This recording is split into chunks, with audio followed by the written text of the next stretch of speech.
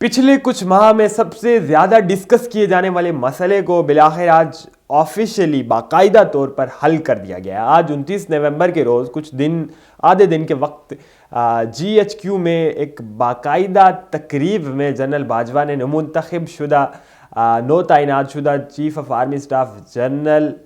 سید حافظ عاصم منیر کو فوج کی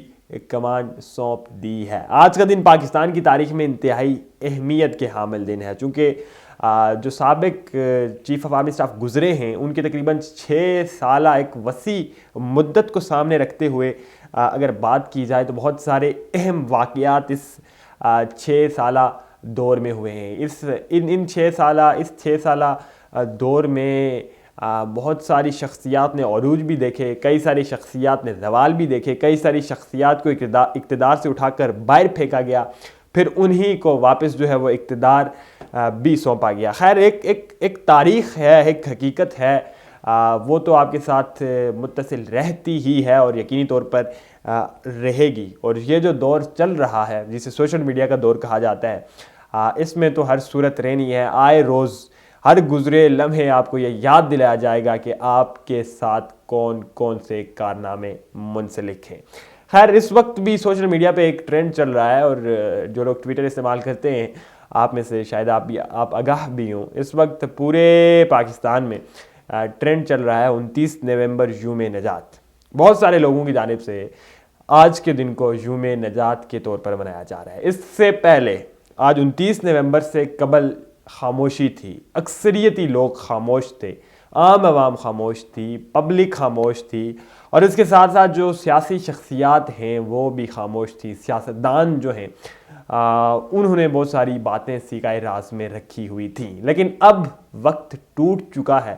اب وقت ختم ہو چکا ہے، بند ٹوٹ چکا ہے، اور اب ان باتوں کا، ان جذبات کا اور ان حقیقتوں کا اور ان رازوں کا سامنے آنے کا سلسلہ کچھ ہی دیر میں جاری ہو جائے گا۔ ناظرین اس پچھلے 6 سالہ دور کی بات کی جائے تو اس میں بہت سارے اہم واقعات ہوئے ہیں، جن میں آپ نے دیکھا کہ کس طرح سے نواز شریف کو اقتدار سے بے دخل کر دیا گیا، انہیں نااہل کروا دیا گیا، اور پھر عمران خان کو اقتدار میں لایا گیا، اور عمران خان کو اقتدار میں لانے کے بعد پھر انہیں بھی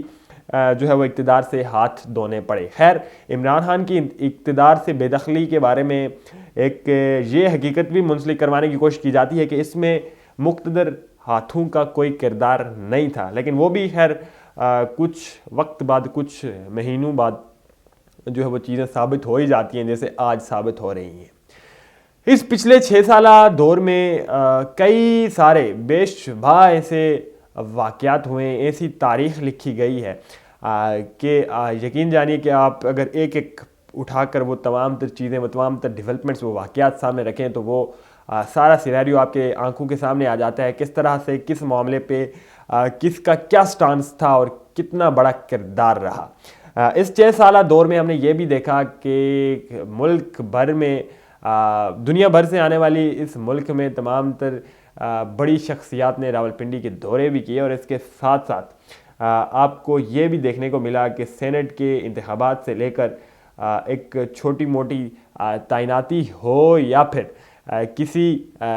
ملک کے بارے میں کوئی موقف دینا ہو، اس میں حکومتوں کا کیا کردار رہا، یہ تمام تر حقیقتیں اس 6 سالہ دور کے ساتھ منسلک ہیں۔ جیسا میں کہ اس سے قبل بھی عرض کر چکا ہوں، اس سے پہلے لوگ خاموش تھے، بٹ اب نہیں رہیں گے اور نہ ہی رہنے والے ہیں۔ باقاعدہ طور پر ٹویٹرز پہ تو ٹرینڈز چل ہی رہے ہیں، لیکن اس کے ساتھ ساتھ وہ وکٹمز جو صحافی ہیں، جو ایکٹیوسٹس ہیں، یا جنہوں نے پچھلے 6 سالہ دور میں کسی نہ کسی طرح سے ایک چھاپ کو محسوس کیا تھا، اسے فیس کیا تھا، وہ اب رد عمل دینا شروع ہو گئے ہیں۔ جس دن سے ہی نئی تعیناتی کا اعلان ہوا تھا، بالکل اسی دن سے ہی اس سلسلے کی شروعات بھی ہو چکی تھی، چونکہ طاقت کا منبر و مرکز کسی ایک شخص کو نہیں رہنا ہوتا، بالآخر اس میں تبدیلی رونما ہونی ہوتی ہے، اور پھر آخرکار وقت نے ثابت کیا کہ کسی کی بادشاہی بھی صدا نہیں ہے، صدا بادشاہ اللہ ہے، اللہ کی ہی بادشاہی ہے۔ اور پھر آج جب جنرل کی جانب سے، جنرل قمر جاوید باجوہ کی جانب سے یہ اپنے خطاب میں کہا گیا کہ وہ فوج کے ساتھ روحانی رابطہ رکھیں گے یا روحانی طور پر فوج کے ساتھ کھڑے رہیں گے، اس موقع پہ اس جملے کو لے کر بھی بہت سارے لوگ ان پہ تنقید کر رہے ہیں. خیر تنقید کا ایک سلسلہ ہے اور یہ شاید پاکستان کی تاریخ میں کچھ چند ایک نام ہیں جن کے ساتھ منسلک ہے. یوں تو یہ 15-16 کے قریب افسران ہیں جو اس عہدے پہ تعینات رہے ہیں, لیکن کچھ ہی اہم ہیں جو چند انگلیوں پہ گنے جا سکتے ہیں, جنہیں آج بھی عوام جو ہے وہ لعن طعن کرتی ہے. اور بہت سارے لوگ جو آج کے نوجوان ہیں انہوں نے وہ ادوار نہیں دیکھے ہوئے, ان ڈکٹیٹرز کے وہ ادوار نہیں دیکھے ہوئے, لیکن اس کے باوجود آج بھی انہیں بہت سارے کارناموں کا ذمہ دار ٹھہراتی ہیں اور حقیقتاً وہ ذمہ دار ہوتے بھی ہیں. بالکل اسی طرح سے آج 29 نومبر کے بعد بھی وہ سلسلہ شروع ہو گیا ہے, چونکہ حقیقتیں اور تاریخ آپ کا پیچھا کبھی نہیں چھوڑتی اور آنے والے وقت میں بھی یہ ہرگز نہیں چھوڑنے جا رہی ہے. خیر اس سارے منظرنامے میں یہ اہم تعیناتی بھی ہو گئی. جنرل باجوہ نے اپنے 6 سالہ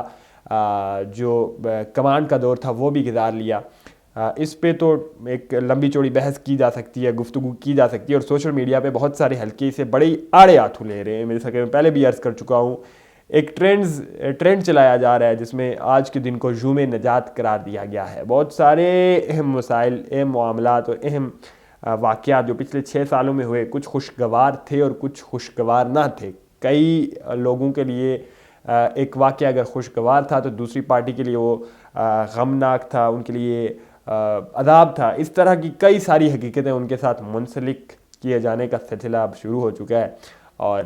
خیر یہ ایک نئی مہم کا آغاز ہے جو اس وقت تقریباً جو شروعاتی مراحل جو ہیں وہ طے کر رہی ہے. خیر اب آگے چل کے دیکھتے ہیں اس معاملے کو کس طرح سے وہ اس پریشر کو کس طرح سے ٹیکل کرتے ہیں. خیر اہم تعیناتی اور نئے جرنیل سے لوگوں کے بہت سارے توقعات ہیں, چونکہ پہلے ہی ادارہ یہ فیصلہ کر چکا ہے کہ آنے والے وقت میں کسی بھی قسم کی سیاست میں کوئی بھی رول نہیں ادا کرنے جا رہی ہے افواج پاکستان یا ملٹری اسٹیبلشمنٹ کسی قسم کے بھی سیاسی رول کی متحمل نہیں ہوگی مستقبل میں. اور اس کا فیصلہ باقاعدہ طور پر اپریل میں کر دیا گیا تھا, جس کی ایک پریس کانفرنس کے ذریعے باقاعدہ اعلان بھی کیا گیا تھا. اب ان فیصلوں پہ ادارے کو کاربند رہنے کی بہت ضرورت ہے. اور اس وقت کے جو حالات ہیں, جس طرح جو پولرائزیشن ہے یا جس طرح کی سیاسی جماعتوں کے مابین ایک کھینچا تانی ہے, اس میں لگتا ہے فی الحال یہ لگتا ہے کہ ادارہ اس پہ کاربند رہنے والا ہے. بہرحال جو اہم بات ہے وہ یہی ہے کہ عمران خان نے باوجود اس کے کہ اپنے ٹینیور میں موجودہ یا نو تعینات شدہ سربراہ کے ساتھ بقول راویوں کے ان کے تعلقات اچھے نہیں رہے ہیں, اور چونکہ ایک معاملے پہ کچھ 2-3 معاملات رپورٹ ہوتے ہیں اور ان معاملات کی وجہ سے جو ہے وہ انہیں جو خفیہ ایجنسی کی سربراہی تھی اس سے بھی ہٹا دیا گیا تھا. ان تمام تر چیزوں کے باوجود ظاہر ہے ایک اہم عہدے پر جب آپ بیٹھ جاتے ہیں اور عمران خان نے بھی اس چیز کو ایکسیپٹ کر لیا ہے, تو پھر ظاہر ہے آئندہ آنے والے وقت میں سب کے درمیان جتنے بھی اس ملک کے سٹیک ہولڈرز ہیں, جتنے بھی اس کی اہم پیلرز ہیں, ان کے مابین ایک اچھی کوآرڈینیشن دیکھنے کو ملے گی. اور اسی سلسلے کی ایک کڑی جو ہے وہ عمران خان کا حکومتیں گرانے کا اعلان بھی ہے, اسمبلیاں تحلیل کرنے کا اعلان بھی ہے, چونکہ اس وقت وہ سمجھتے ہیں کہ ملک کو الیکشن کی ضرورت ہے اور ان کی پاپولیرٹی بھی عروج پہ ہے, لیکن حکومتی جماعتوں کو, حکومتی اتحاد کو اس پہ کچھ تحفظات ضرور ہے. لیکن آنے والے وقت میں عمران خان کے اس سٹیپ کی وجہ سے جو ہے وہ بغیر کسی کی مداخلت کے, بغیر کسی کے ہیل اجرت کے بڑی ہی آسانی سے انتخابات ہو سکتے ہیں, وقت سے پہلے بھی ہو سکتے ہیں.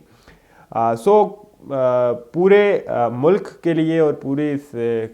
ملک میں بسنے والے کچھ 26 کروڑ عوام کے لیے اس بات کی توقع ہے اور بڑی ہی شدت سے توقع ہے کہ آنے والے وقت میں حالات ٹھیک ہو جائیں گے. اور جس طرح کی صورتحال ہے, جس طرح معیشت ڈماڈول کر رہی ہے, کچھ 81% کے قریب آج صبح میں دیکھ رہا تھا 81% کے قریب چانسز ہیں کہ پاکستان ڈیفالٹ کر سکتا ہے. آپ کے پاس آنے والے وقت کے میں کچھ ہی ہفتوں کے لیے ریمیٹنس بھی نہیں بچے ہیں. اس تمام تر صورتحال میں یہ تو خیر واضح ہے اور بڑی ہی شدت سے اور بڑی کٹھن ثبوتوں کے ساتھ یہ چیز واضح نظر آ رہی ہے کہ کچھ چیزیں بہتر ہونے جا رہی ہیں. جو اسٹیک ہولڈرز ہیں ان کے مابین جو کوآرڈینیشن ہے وہ بہتر ہونے جا رہی ہے. سو اس لیے تو یہ اسے گڈ جسچر کہا جا سکتا ہے. لیکن بات کہیں نہ کہیں وہیں آ کے رکتی ہے کہ اب عوام نے آڑے ہاتھوں لینا شروع کر دیا, اور آج کے روز کو عوام کی جانب سے اور اسپیشلی کچھ ٹیمز کی جانب سے, کچھ متحرک لوگوں کی جانب سے آج کے دن کو یوم نجات بھی منایا جا رہا ہے. اعظم سواتی جنہوں نے پھر سے ٹویٹ کیے تھے اور گرفتاری کے بعد انہیں عدالت پیش کیا گیا تھا, آج ان کے جسمانی ریمانڈ میں جو ہے وہ توسیع کر دی گئی ہے. اور اس کے ساتھ ساتھ تحریک طالبان پاکستان TTP نے جنگ بندی ختم کر دی ہے, اور یہ بڑا ہی اہم نوعیت کا اور خطرناک قسم کا اعلان ہے. جی ہاں, TTP تحریک طالبان پاکستان جو کہ ایک دہشت گرد گروپ ہے, حکومت کی جانب سے انہیں کالعدم قرار دیا گیا ہے. حکومت کے اور TTP کے مابین ایک معاہدہ موجود تھا جس کے تحت دونوں جانب سے جنگ بندی تھی, یعنی کہ حملے یا پھر جس طرح سے TTP کی جانب سے کارروائیاں کی جا رہی تھیں وہ نہیں کی جائیں گی. ان پہ ایک معاہدہ موجود تھا, اسے TTP کی جانب سے ختم کر دیا گیا ہے. اور ایک بڑی لمبی چوڑی ایک پریس ریلیز میں انہوں نے یہ کہا ہے کہ چونکہ بہت سارے معاملات پہ حکومت نے ان کے ساتھ وعدے پورے نہیں کیے ہیں, ان کے لوگوں پہ پھر بھی حملے کیے گئے, پھر بھی انہیں تنگ کیا گیا ہے تمام تر معاہدوں اور وعدوں کے باوجود, اس وجہ سے وہ اپنا یہ جنگ بندی کا معاہدہ توڑ رہے ہیں اور ملک بھر میں موجود اپنے تمام تر سرگرم کارکنان یعنی کہ دہشت گردوں سے وہ اس بات کا تقاضا کرتے ہیں کہ وہ اب عملے شروع کر دیں. سو آنے والا وقت تو مزید کروشل ہونے جا رہا ہے. ایک طرف اکانومی کی وہ صورتحال اور دوسری طرف TTP کا اس طرح کا اعلان, یقین جانیے مزید خطرات کو بڑھا رہا ہے.